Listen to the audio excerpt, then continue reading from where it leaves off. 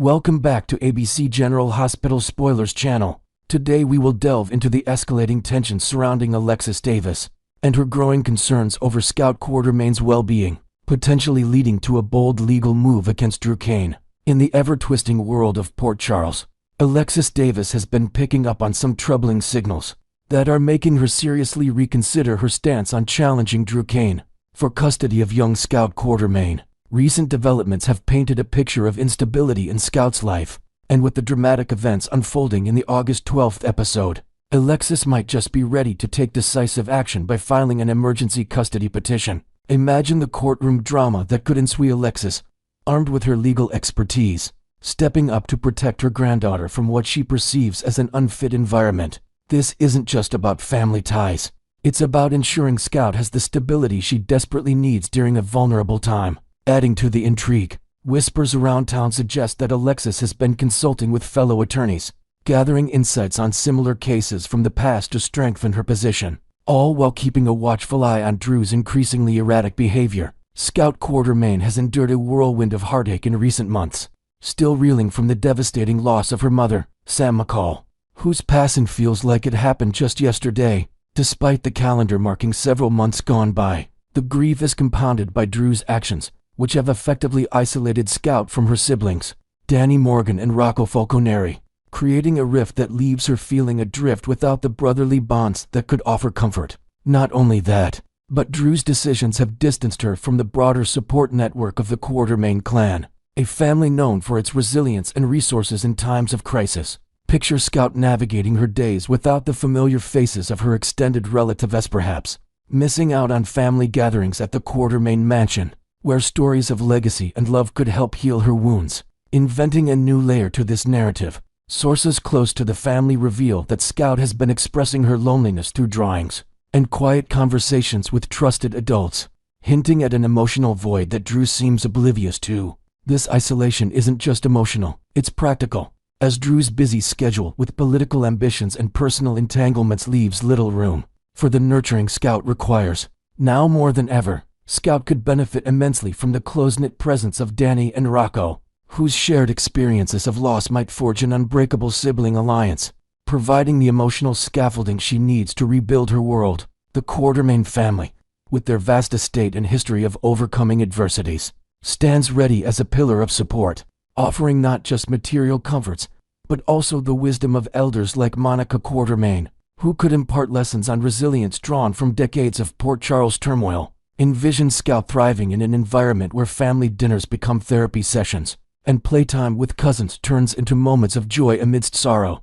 To expand on this, let's consider how Danny's adventurous spirit and Rocco's quiet strength could complement Scout's personality, creating a balanced dynamic that fosters growth. New details emerging suggest that informal family meetings have already been attempted, with Alexis facilitating secret playdates to gauge Scout's happiness, only to see her light up in the company of her brothers, a stark contrast to her subdued demeanor under Drew's roof. Complicating matters further, Drew's hasty romance with Willow Tate threw Scout into a state of confusion, introducing yet another fleeting figure in her life that vanished when Willow ended things abruptly. This pattern of transient relationships mirrors the instability Scout has already faced, making Willow's departure feel like another painful abandonment, even if it was never formalized. Drew's quick moves might have seemed exciting to him, but for a child like Scout, it translates to uncertainty. Perhaps she even started forming attachments, only to have them severed without warning. Creatively reimagining this,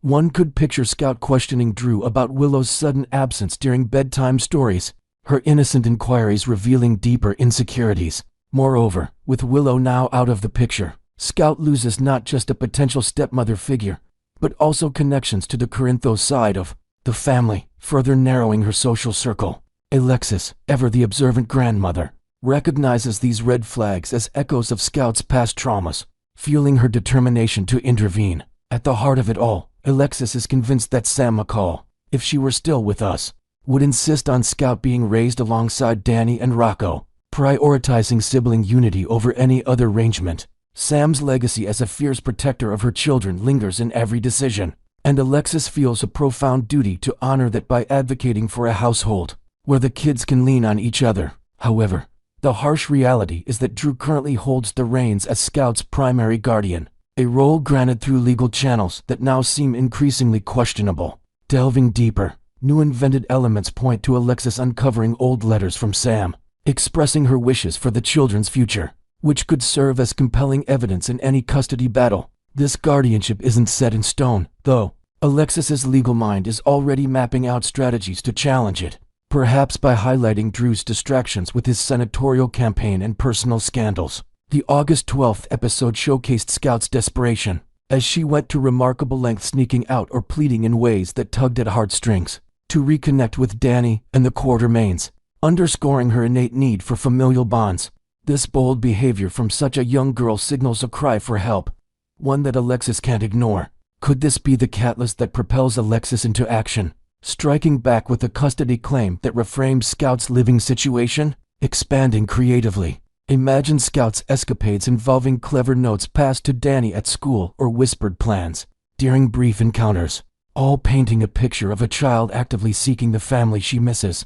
These actions not only highlight her resourcefulness, but also expose Drew's oversight, providing Alexis with anecdotal evidence of neglect. Drawing parallels to past Port Charles custody sagas, emergency petitions were a hot topic during the intense battle between Willow Tate and Michael Corinthos over Wiley and Amelia Corinthos, where quick legal maneuvers turned the tide in moments of crisis. That precedent looms large here, suggesting a similar tool could be wielded in Scout's case. While Scout isn't facing physical harm or abuse, the emotional neglect is palpable. Drew's preoccupation with his own dramas leaves her sidelined, her needs unmet in subtle yet damaging ways. Inventing fresh details. Perhaps Alexis has documented instances of Scout's missed school events or unattended emotional outbursts, building a case file that emphasizes psychological well-being over mere physical safety. Following the revelations from that pivotal Tuesday episode, Alexis may now possess the necessary legal leverage to initiate an emergency petition, focusing on Scout's best interests amid the chaos. Drew's aggressive push to have Danny arrested adds fuel to the fire, portraying him as vindictive rather than paternal. In retaliation, Alexis could frame her move as a protective strike, safeguarding not just Scout but the entire family from Drew's wrath. Picture the fallout, courtrooms buzzing with testimonies from Quartermain allies, Danny's own accounts of mistreatment, and even surprise witnesses like Willow offering insights into Drew's instability. Next, we will learn about the intriguing build-up to Donna Corinthos' upcoming birthday party, and how it might spark a major turning point for Giovanni Joe Palmieri and his fractured family dynamics. In the bustling world of Port Charles, whispers from ABC General Hospital spoilers hint at an electrifying surprise lurking around Donna Corinthos' birthday celebration, one that could either mend broken bonds or shatter them beyond repair. As the young Corinthos heiress gears up for her special day in September, all eyes are on Joe Palmieri, whose involvement promises to add layers of emotional depth to the festivities. This isn't just any kid's party. It's shaping up to be a pivotal event where long-simmering family tensions come to a head. Imagine the scene at the Corinthos household, decked out with balloons, cakes, and games.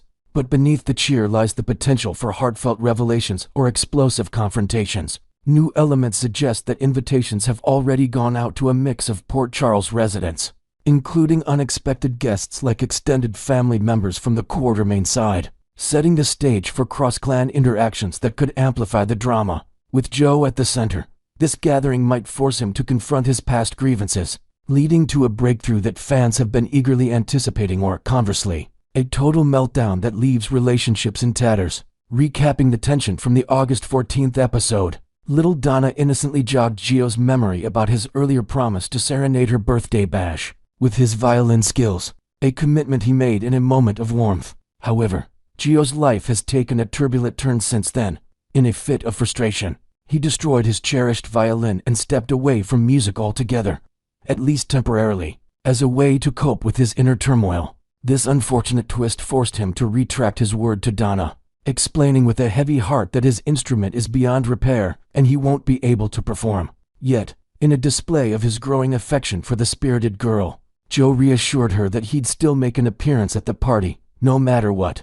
To flesh this out with fresh details, picture Joe practicing a gentle explanation in front of a mirror, his face etched with regret. Knowing how much Donna idolizes his talent, perhaps she's even been drawing pictures of him playing adding to his guilt. Despite the setback, his determination to show up speaks volumes about his character, hinting at a softer side emerging amid his personal struggles. Joe is fully aware that key figures like Brooklyn Quartermain and Dante Falconeri, his biological parents, are likely to attend the event, given their close ties to the Corinthos family. Yet this hasn't deterred him from committing to be there for Donna. He refuses to disappoint the birthday girl, recognizing how much his presence would mean to her innocent joy. This decision underscores Gio's sense of loyalty and hints at underlying maturity, even as he navigates his complicated feelings toward his parents, inventing new layers.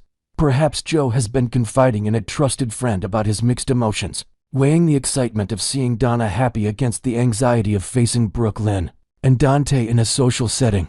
The show's writers seem to be carefully planting seeds for something monumental, turning what could be a simple celebration into a hotspot for family revelations. With the party on the horizon, it's as if the narrative is building toward a convergence of paths, where Gio's attendance could open doors to unexpected dialogues or heighten existing rifts.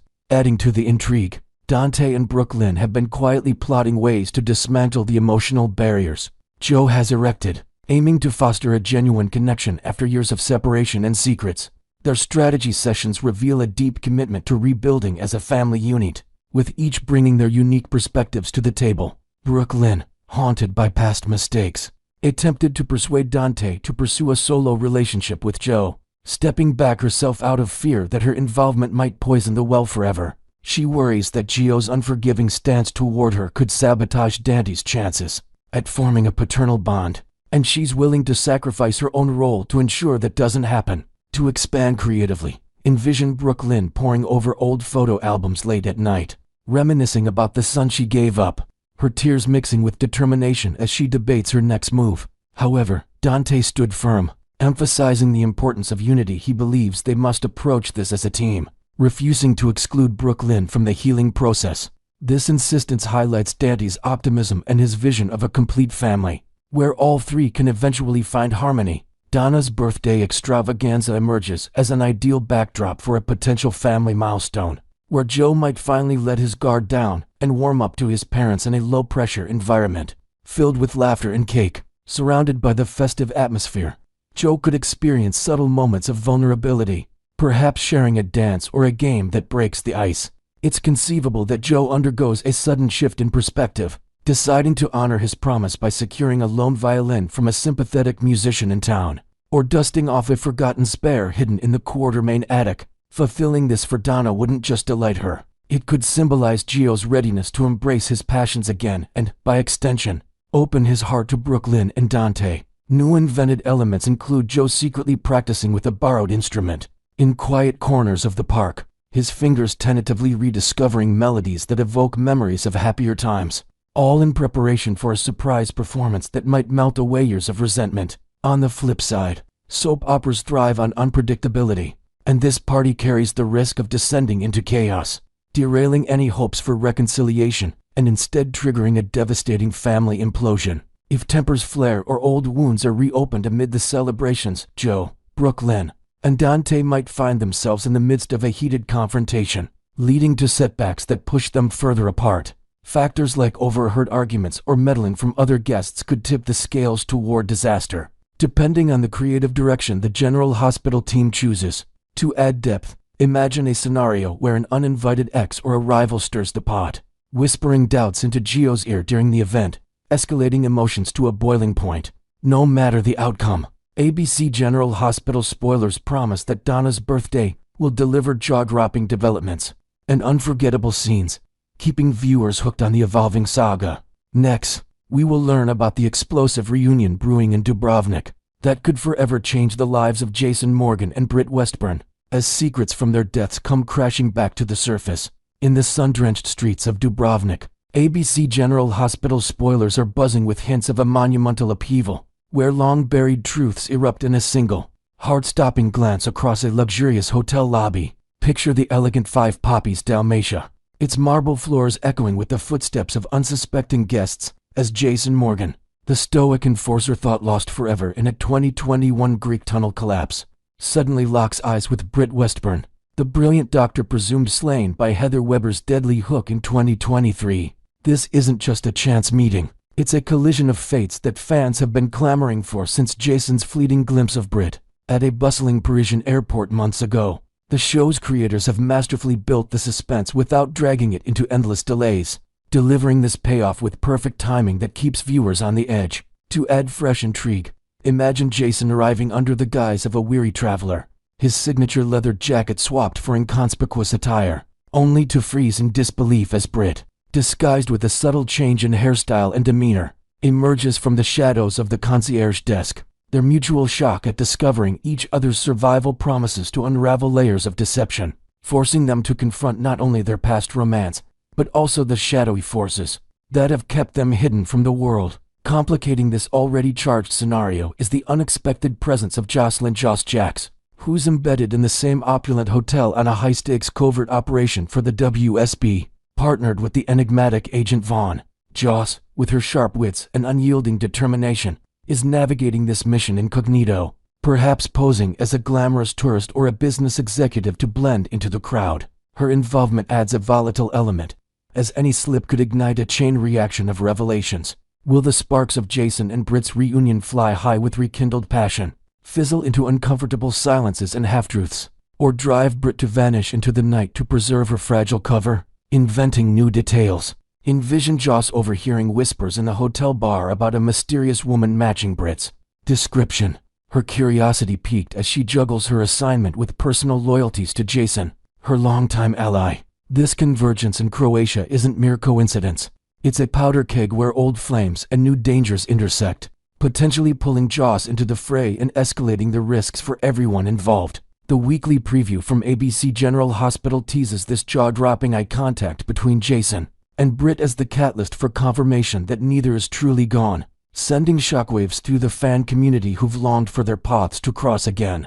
Their whirlwind romance, born under the glow of a lighthouse and tragically interrupted by their supposed demises, now has a chance to reignite amid the Adriatic charm. Yet, Britt's current existence is shrouded in mystery, operating under the vigilant eye of concierge Pascal, who might be more than a hotel employee, perhaps a guardian linked to a powerful boss figure. Echoing the sinister legacy of her father, Caesar Faison, with his web of international intrigue. To expand creatively, consider Britt's days filled with coded messages and clandestine meetings in hidden hotel alcoves, her medical expertise now twisted into covert operations that keep her one step ahead of pursuers. Fans are speculating wildly. Could Britt flee at the sight of Jason, to avoid dragging him into her tangled world? Or will the magnetic pull of their shared history lead to an immediate, passionate embrace that defies all logic? Her recent jaunt to Paris indicates some autonomy in her movements, but the question lingers: will she confide in Pascal or alert her shadowy overseer